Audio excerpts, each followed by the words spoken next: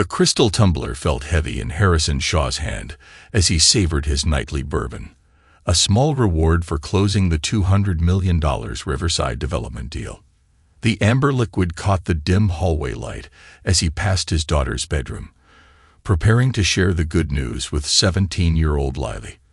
But her voice, pitched low and conspiratorial, stopped him cold. "Dad's so stupid, Emma." Lily's words sliced through the mahogany door. "He actually thinks Mom's upset about him traveling so much. Like, hello, Ryan practically lives here during Dad's business trips." Harrison's fingers tightened around the glass. The ice cubes clinked softly, that discordant note in the sudden silence of his world. "I mean, they're not even subtle anymore." Lily giggled, twisting something deep in Harrison's chest. "Mom says once Dad's inheritance clears, we're all moving to Chicago. New life, new start." The bourbon turned bitter on his tongue. Rebecca, his wife of 12 years. The woman he trusted to help raise Lily after Sarah's death. The same woman who'd encouraged him to take more business trips this past year, who insisted he focus on expanding Shaw Development's reach. "Ryan says the timing has to be perfect," Lily continued, her voice dropping lower, taking on an edge of importance that made Harrison lean closer. "Once they have control of Shaw Development, the board won't have a choice about approving the marina project. Not that it matters. The environmental impact study was totally faked anyway." The glass nearly slipped from Harrison's grip. Ryan, not just any Ryan. Ryan Blackwood, the EPA oversight director who had fast-tracked approvals for the marina project. The same man who'd been surprisingly amenable to every modification, every deadline adjustment.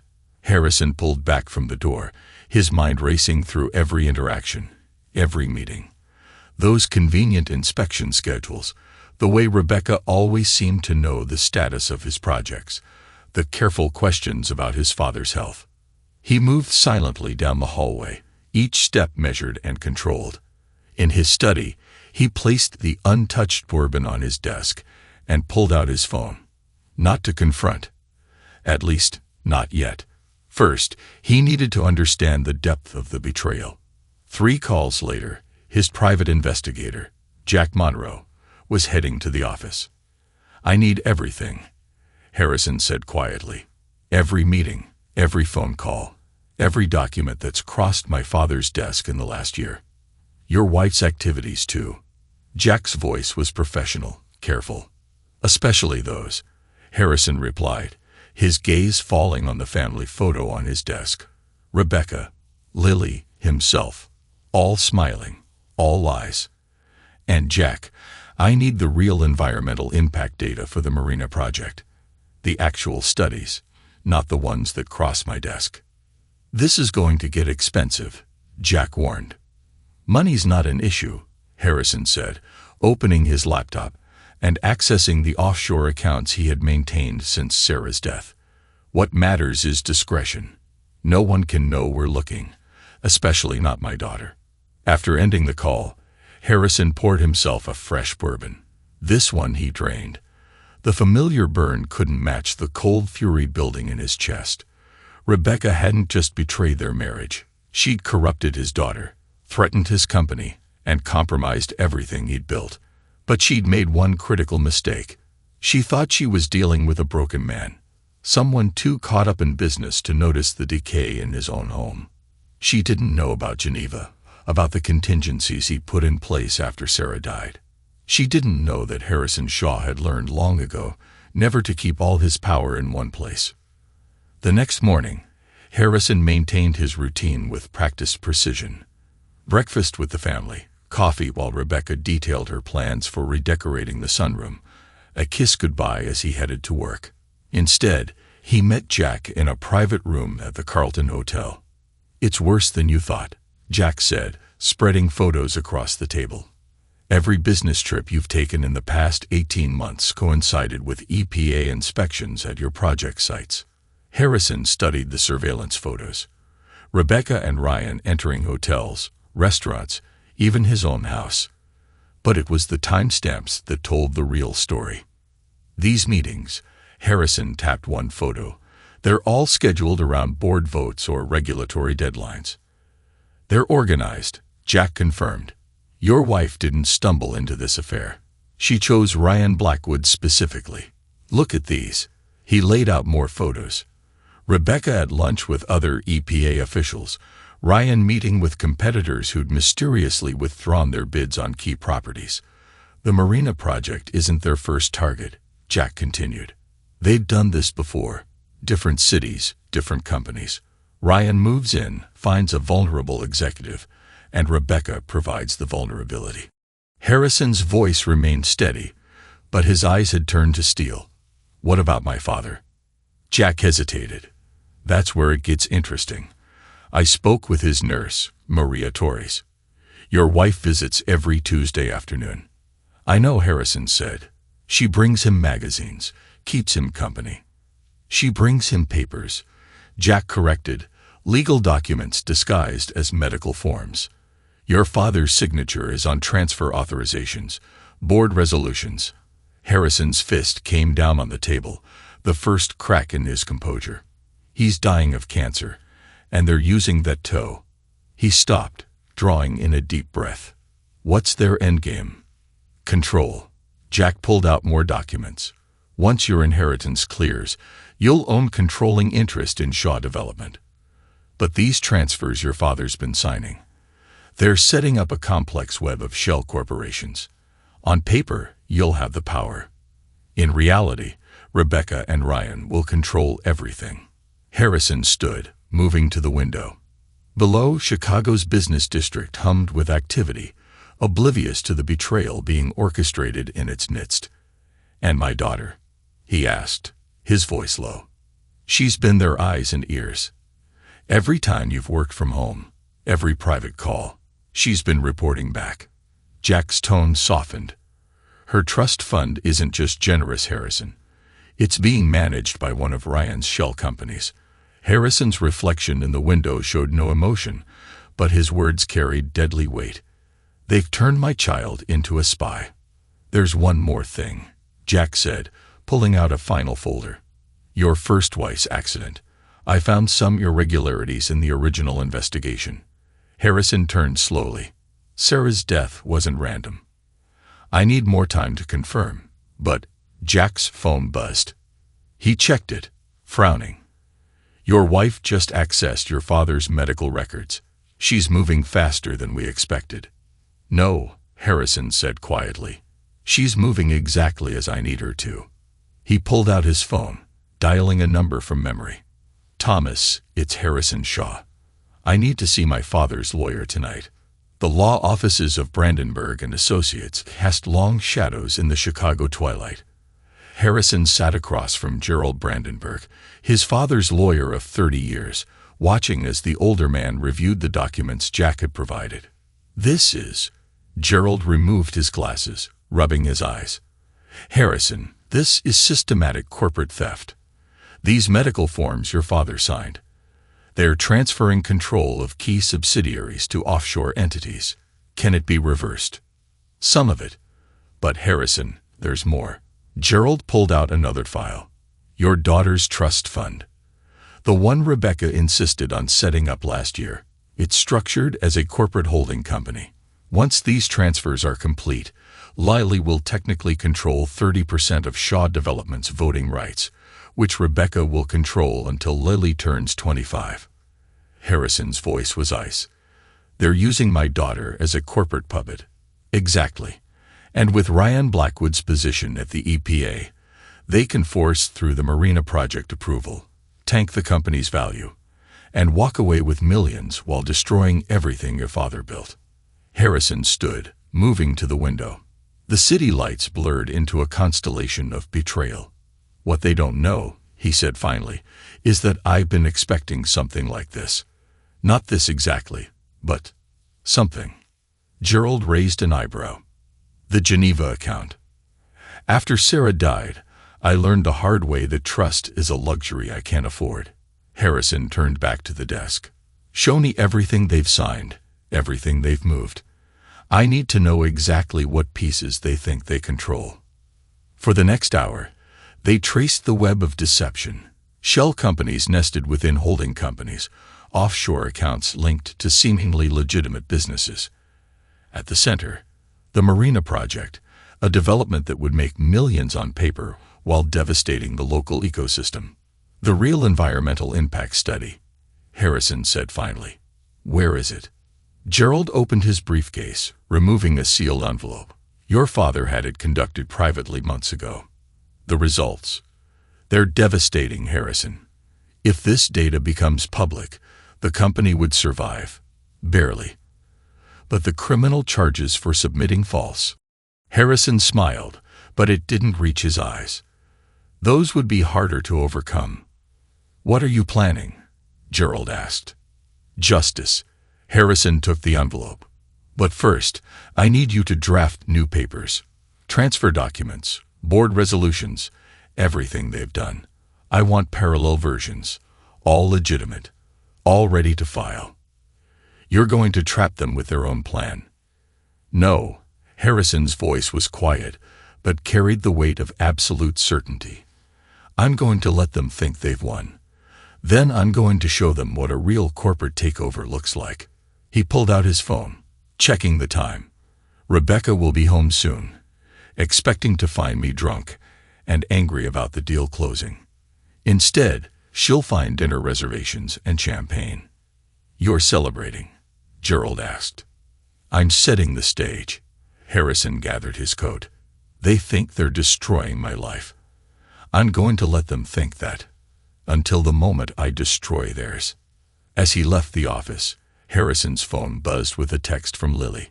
Coming home late, Dad. Study group with Emma. He texted back. No problem, sweetie. Love you. The words tasted like ash, but Harrison Shaw had learned long ago that revenge, like business, required a perfect poker face. Let them think they were winning. Let them think he was blind. Geneva was waiting, and unlike Rebecca, Harrison understood the value of patience. Rebecca Shaw's morning began like any other day of entitled luxury. She sipped champagne at her favorite salon while scrolling through property listings in Chicago's Gold Coast. The text from her American Express concierge was the first ripple in her perfectly curated world. Mrs. Shaw, we're unable to process your annual membership renewal. She dismissed it as a technical glitch until her platinum card was declined for a mere $112,000 handbag at Bergdorf's. The sales associate's smirk made her blood boil. Try this one, Rebecca demanded, slapping down her private black card. Declined, the associate said, the word dripping with satisfaction. Each successive card met the same fate. Her face burned hotter with each rejection. Her phone buzzed. Ryan Blackwood's name flashed on the screen. Emergency. Office. Now. She found him in his EPA office, the usual arrogant swagger replaced by barely contained panic. Spread across his desk were documents she never expected to see in the light of day.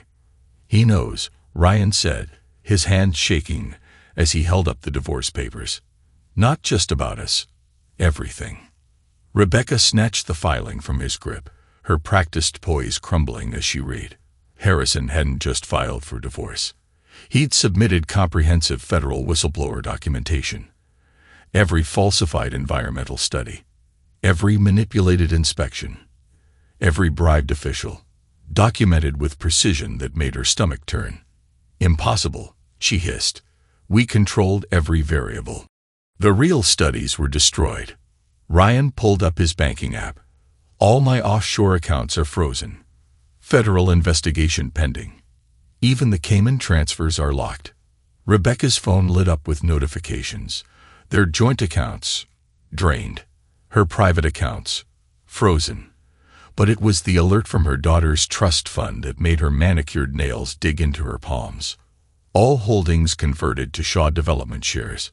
That son of a, she snarled. He's turned everything into worthless paper.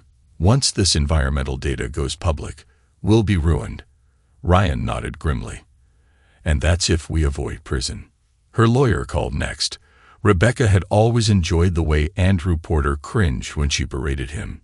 Not today. Mrs. Shaw, The FBI. She hung up, her hands shaking. Where would he go? She demanded. Harrison doesn't just vanish. He's too arrogant, too controlling. Ryan handed her a single sheet of cream-colored stationery. Harrison's precise handwriting carried a message that chilled her more than the empty accounts. Check the real environmental impact data. What game is he playing? Rebecca's voice rose to a pitch that would have embarrassed her in calmer moments. No game, Ryan said, his face ashen. This morning's mail brought subpoenas for every project I've overseen in the last 5 years.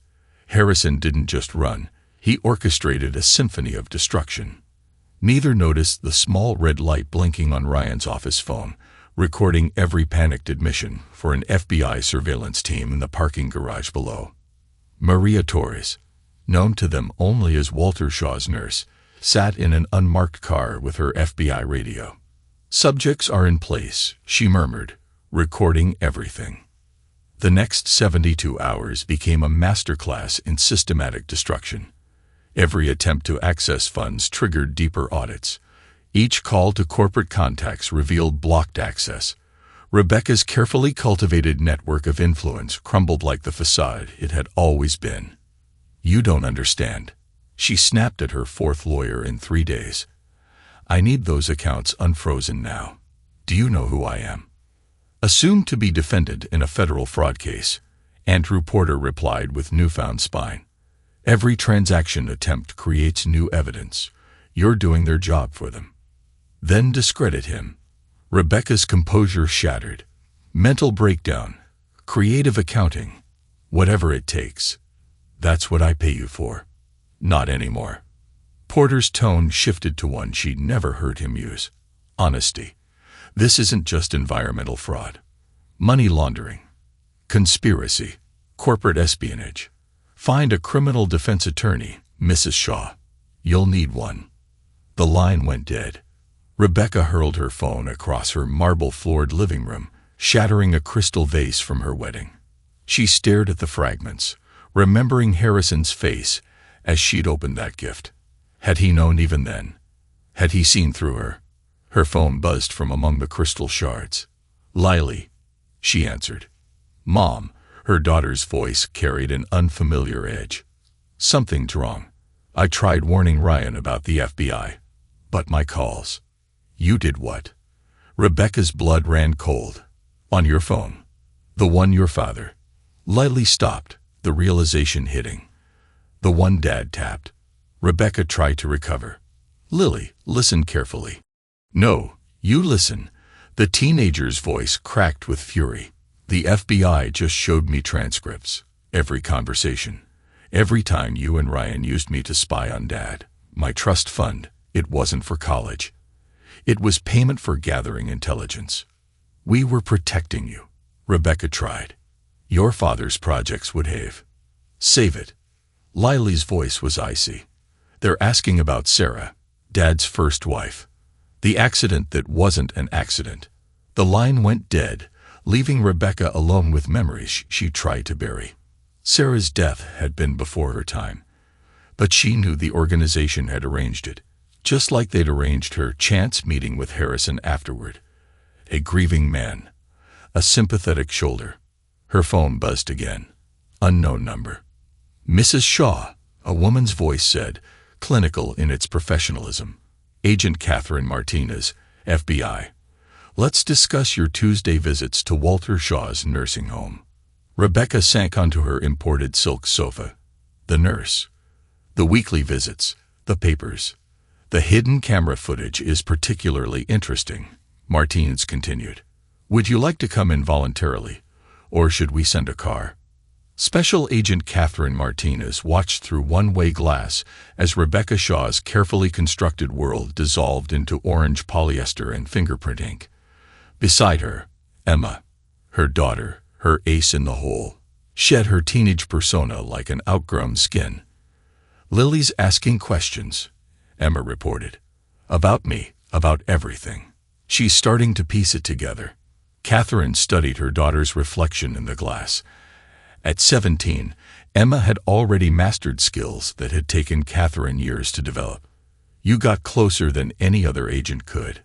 Harrison's evidence, combined with your recordings, it's bulletproof.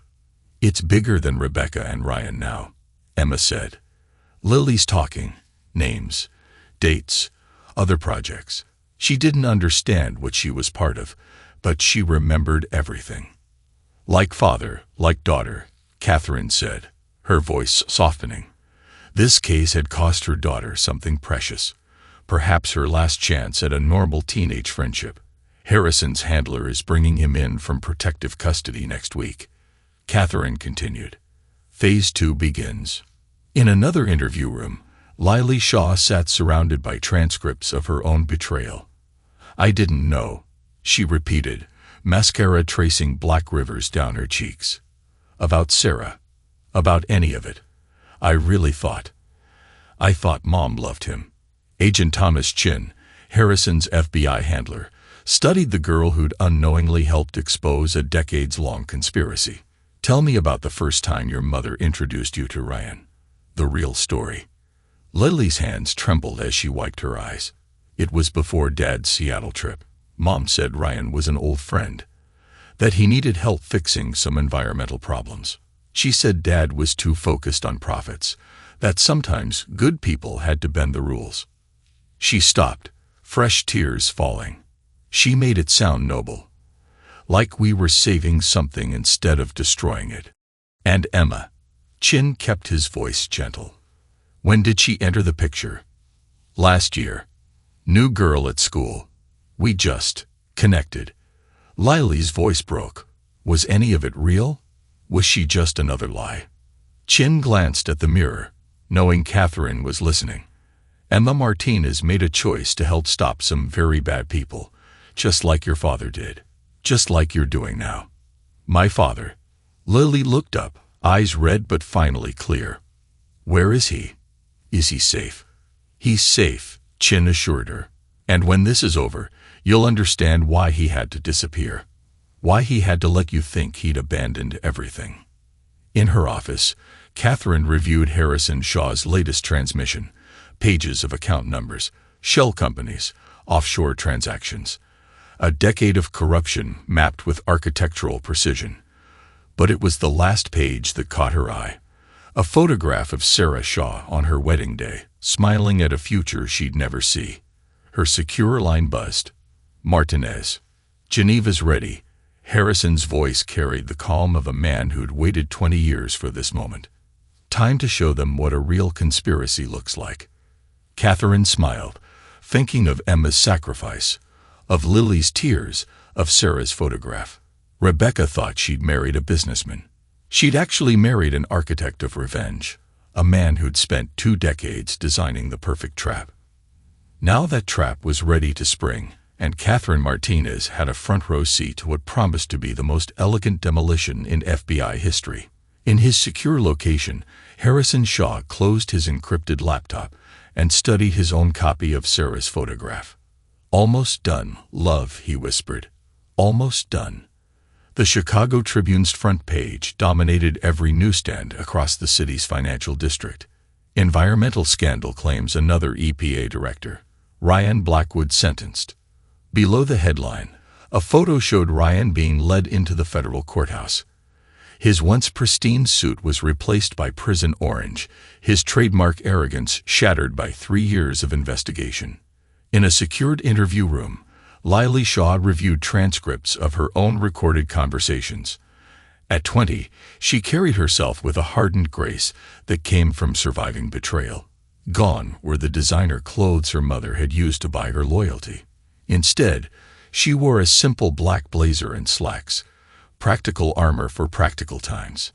Special Agent Thomas Chin set another stack of files on the table. Walk me through the trust fund payments again. When did you first notice the pattern?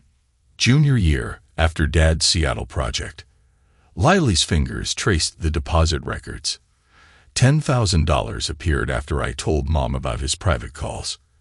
$20,000 after I forwarded his emails. She shook her head bitterly. She called them performance bonuses for helping protect the environment. Chin nodded, opening a folder filled with surveillance photos. Your mother was systematic. Each payment coincided with specific information leaks. I was so stupid, Lily said, her laugh holding no warmth. The amounts kept growing. $50,000 after I installed her special software on Dad's home office computer. $100,000 when I started recording his board meetings. She picked up one of the photos. Rebecca at a charity gala, arm in arm with another CEO who'd later been indicted. How many others were there before Dad? We've confirmed 3 other executives, Chin said. All development companies, all with major environmental projects. He spread out more photographs. Your mother spent years perfecting her approach. Find a vulnerable target, usually a widower or recent divorcee. Establish emotional connection. Then slowly compromise them through their children. Like she did with me. Lily's voice was cold. You were different, Lily, Chin said. You fought back. Your testimony has helped us unravel corruption cells in 12 states. Across the building, Rebecca Shaw sat in her own interview room, her orange jumpsuit clashing with her still-perfect manicure. Federal prosecutor Diana Hawthorne reviewed notes from 3 years of investigation. Let's discuss the Marina Project timeline, Hawthorne said. When did you first target Harrison Shaw? Rebecca's smile didn't reach her eyes. You make it sound so calculated. Harrison was grieving. I provided comfort. Like you provided comfort to James Anderson in Seattle, or Michael Chen in San Francisco. Hawthorne slid more photographs across the table. Both widowers, both with teenage children, both running companies with major environmental projects. Mere coincidence. What about Sarah Shaw's accident? Hawthorne pressed, still claiming that was coincidence too. For a moment, Rebecca's mask slipped. That was before my involvement, she said sharply. I simply followed the established protocol. Protocol from whom? You know I won't answer that. Rebecca's composure returned, but her voice carried an edge of defiance. But I will say this. Harrison was supposed to break. They all break, eventually. Instead, she gestured to her prison uniform. Well, you can see how that turned out. A commotion erupted in the hallway. Ryan Blackwood, being escorted to his sentencing hearing, caught sight of Rebecca through the door's window. His face contorted with rage. You promised me protection, he shouted, struggling against his guards. You said the offshore accounts were untraceable. Mr. Blackwood, his lawyer attempted to intervene. She planned everything. Ryan bellowed, his voice cracking with desperation. The fake studies, the bribes, Sarah Shaw's death. It was all Rebecca. She's been running this operation for years. As the guards dragged him away, Rebecca's carefully constructed defense crumbled under the weight of Ryan's desperate accusations. On the private banking floor of Credit Suisse, everything exuded old-world discretion, from its mahogany panels to the hushed conversations in multiple languages.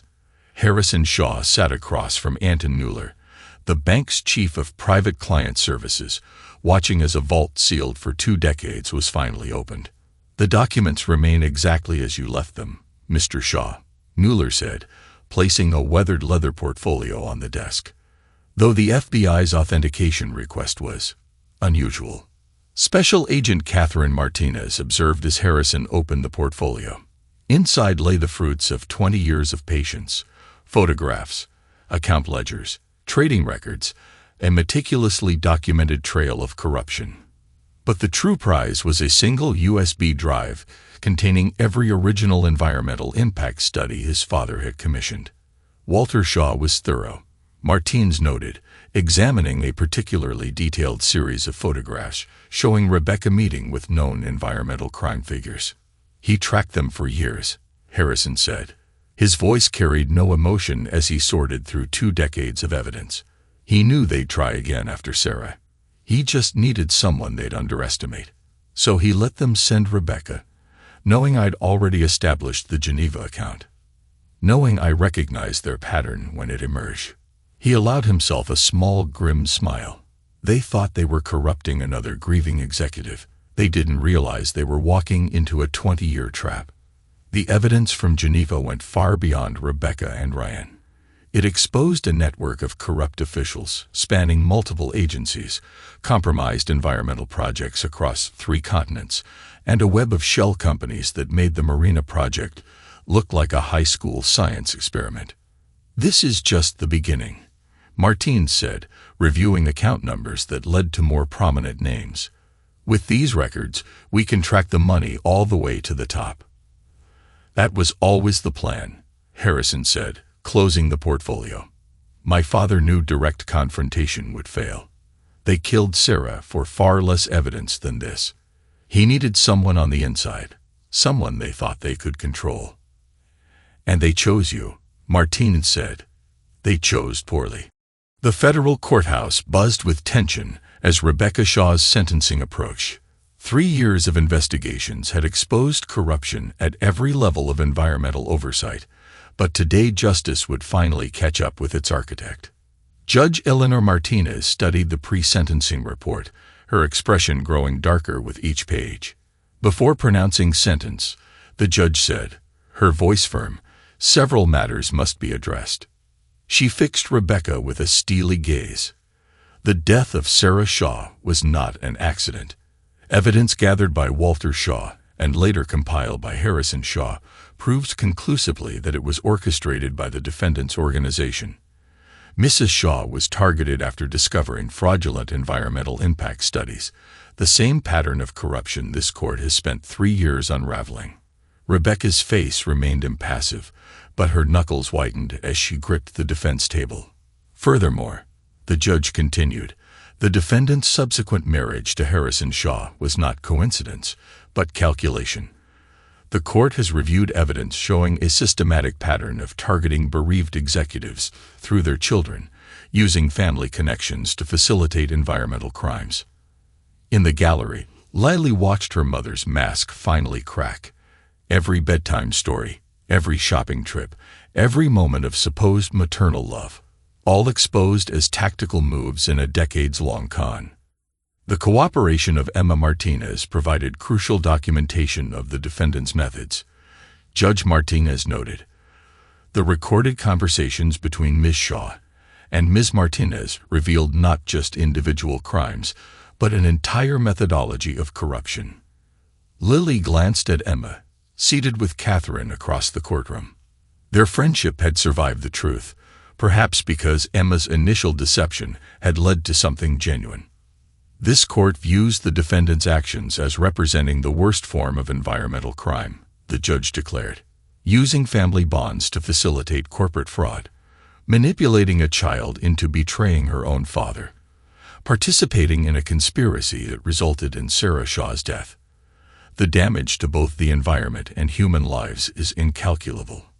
The sentence fell like a hammer, 30 years without parole, complete asset forfeiture, and restitution exceeding $50 million. As Rebecca was led away, Harrison entered silently through a side door. He hadn't attended the trial, hadn't given her the satisfaction of seeing him testify. But this moment, this final confirmation that justice transcended generations, he needed to witness. Their eyes met briefly.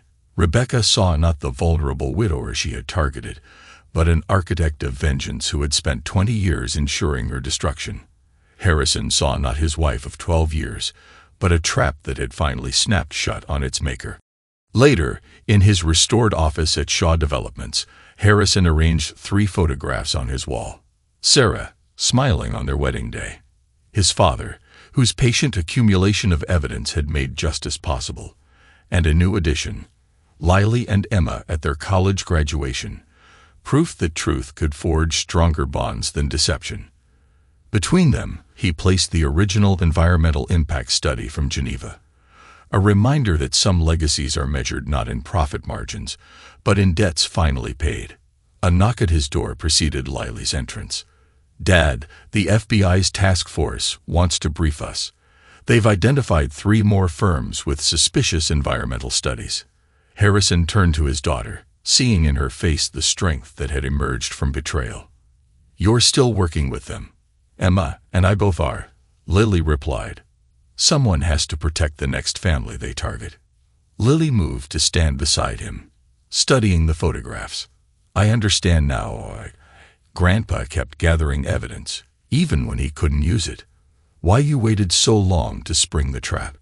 "Justice requires patience," Harrison said, "and strength to see it through. Like you had. Like we all did." Outside his office window, Chicago's skyline reached toward the future. Somewhere in those towers, other corrupt networks were already moving to fill the void left by Rebecca's organization. But they'd find a different landscape now.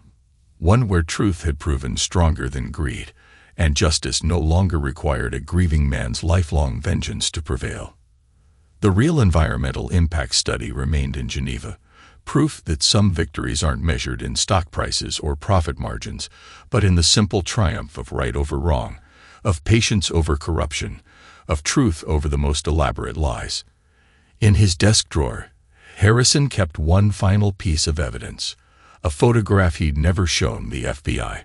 It showed Rebecca meeting with a figure whose identity would shake the very foundations of environmental oversight. But that, he knew, was a battle for another day. Some traps required decades to set, and Harrison Shaw had learned the value of patience. Epilogue. 10 years later, the Federal Correctional Institution in Waseca, Minnesota, was a far cry from Rebecca Shaw's former Gold Coast penthouse. The woman who once orchestrated environmental crimes worth billions now spent her days in an 8x10 cell. Her designer wardrobe had been replaced by prison-issued khaki, her perfectly manicured hands roughened by mandatory labor. 13 years into her 30-year sentence, with all appeals exhausted, Rebecca's arrogance had finally crumbled. The isolation wing where she resided, a consequence of multiple attempts to manipulate other inmates, offered ample time to reflect on her downfall. Her last visitor had been 3 years ago, a federal prosecutor seeking information about other members of her organization. Rebecca's attempt to negotiate had backfired spectacularly when they revealed they already had everything they needed, from Ryan Blackwood. Ryan, her former partner in crime, had broken completely, serving his 25-year sentence in a medium-security facility in Colorado. He turned state's evidence against everyone he'd ever worked with. His cooperation had helped unravel corruption cases in 14 states, though it hadn't reduced his own sentence. The last Rebecca had heard, Ryan spent his days in protective custody, jumping at shadows, convinced that former associates would eventually reach him. His fears weren't entirely unfounded. 3 other members of their former network had met suspicious ends in various prisons across the country. Meanwhile, Shaw Developments had not only survived but thrived. Harrison's exposure of the corruption ring had ironically positioned the company as a leader in environmental compliance. Under his leadership, they pioneered a transparent approach to development that set new industry standards.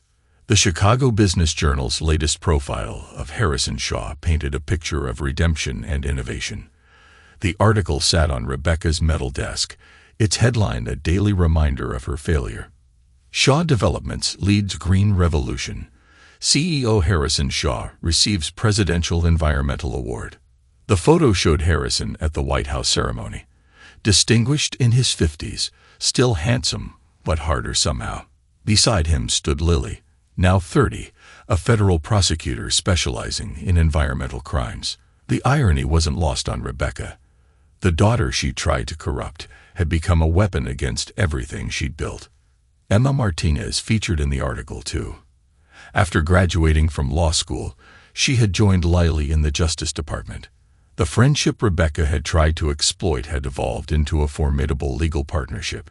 Together, they'd secured convictions in some of the largest environmental fraud cases in history. Catherine Martinez had retired from the FBI, but her legacy continued. The task force she'd helped create had expanded into an international operation, tracking environmental crimes across borders. She still consulted occasionally, especially when Shaw Development's expertise was needed to unravel complex corporate fraud.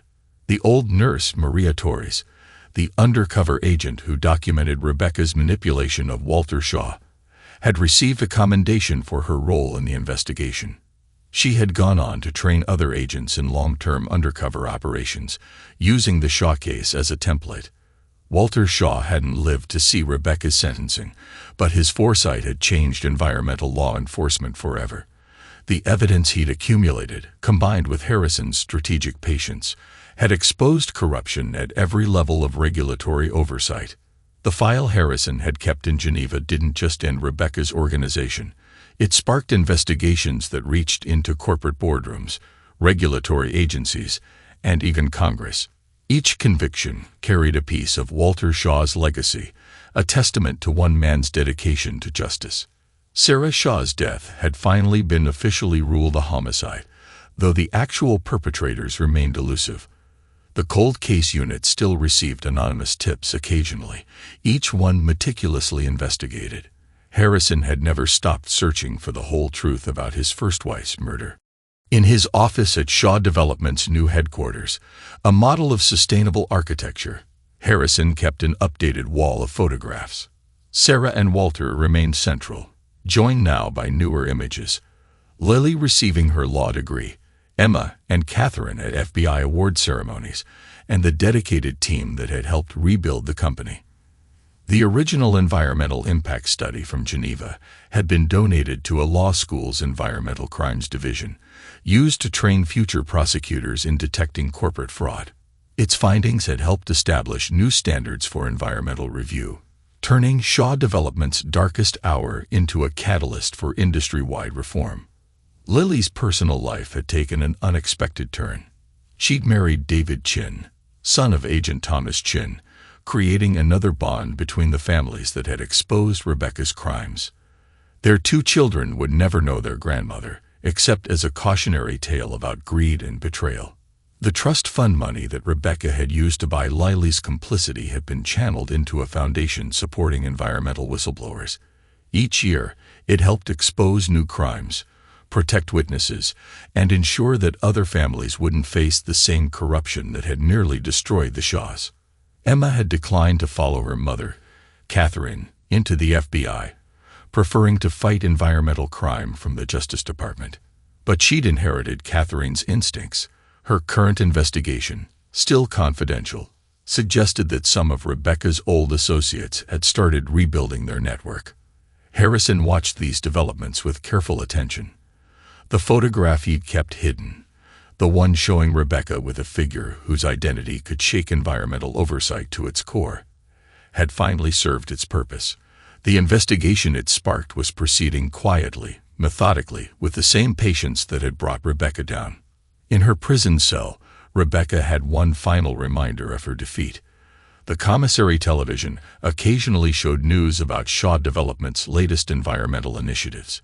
Each broadcast was a testament to what she'd failed to destroy, a company that had emerged stronger, more principled, and more successful than ever. She'd written to Lily once, years ago, attempting to manipulate her daughter one last time. Lily's response had been simple, a copy of her federal prosecutor's badge and a note reading, "Justice finds its own path." Ryan, in his separate prison, had deteriorated further. His attempts to write a tell-all book had been blocked by the courts, his remaining assets seized for restitution. The brilliant EPA director who'd once commanded respect through fear now commanded nothing, not even his daily routine. The Marina Project site, the development that had triggered Rebecca's downfall, had been transformed into an environmental research center. Scientists there study the ecosystem she tried to destroy, their work funded by penalties paid by convicted conspirators. Harrison's patient vengeance had rippled far beyond Chicago. Environmental crime units worldwide now studied the Shaw case, learning how corruption could hide behind corporate veils and family ties. Rebecca's methodology had become a textbook example of how not to succeed in corporate crime. The scale of justice that Walter Shaw had first set in motion had finally balanced. His son had transformed a personal vendetta into systemic change. His granddaughter prosecuted crimes he'd first documented. And somewhere in Geneva, in a quiet bank vault, other evidence waited, proof that some legacies of justice spanned generations. Rebecca had one final decade to serve, assuming good behavior, which she'd never managed to maintain. Ryan had 15 years left, his cooperation buying him little mercy from judges who'd seen the full scope of his crimes. Their invisible masters had largely escaped justice, but their power had been broken. And in his office, overlooking a cleaner, more vigilant Chicago, Harrison Shaw kept planning, kept watching, kept building. The photograph in his desk suggested there was more work to be done. But he had learned from his father that justice requires patience, and from Sarah, that some debts demand a lifetime to repay. The environmental impact study in Geneva had started it all. But it was the impact of truth, slow-moving but unstoppable, that had finally written an ending even Rebecca couldn't corrupt. Thanks to everyone who took the time to listen to today's stories. If you enjoyed it, please consider liking and subscribing if you haven't already. Feel free to share your thoughts on the events in the comments below. Take care.